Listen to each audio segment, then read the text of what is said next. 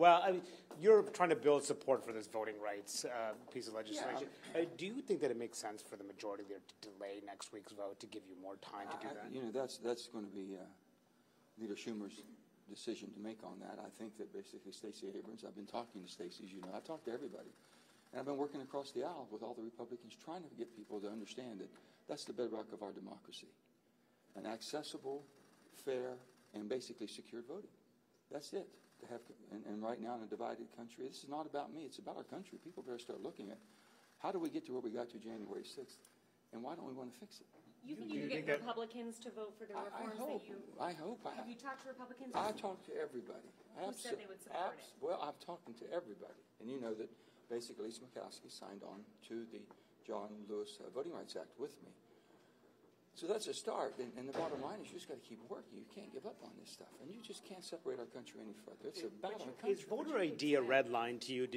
No. Voter ID is it's basically what we've always done in West Virginia. No one's ever had a problem with it. So our voter ID is much more accessible than most others. Okay. But does it have to be in the legislation? I think it's. Stacey Abrams says she agrees. Reasonable people agree with this. But you need 10 Republicans to even start consideration of this bill. How hard of a hill is that to climb? It's always a big hill around here. But I mean, is that even possible? Man, just remember this. The person at the top of the mountain didn't fall there. Okay. You got to keep climbing and climbing and climbing. We're going to keep climbing. Are you going to vote? Are you going to vote yes on the motion to proceed next week? I don't know what's in the bill. I don't know what bill we're going to be voting on. So you're not sure yet? Yeah. On infrastructure, what came out of that meeting yesterday with the White House? Do you feel like I just think it's been respectful meetings. That's all I can tell you all.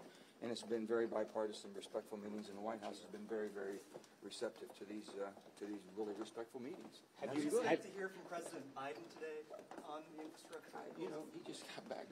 Felt like he'd been in the plane forever, but we'll get together soon. We really will. Have you made a decision on whether to support reconciliation going down that route? I haven't even looked at that yet. I think we're going to talk about that today. Is the gas tax raised according to inflation still within this plan? No, I don't think it's in the plan at all. When will you guys release the framework? You're talking about the indexing, right? Yeah, indexing. No, Yeah. it's not in.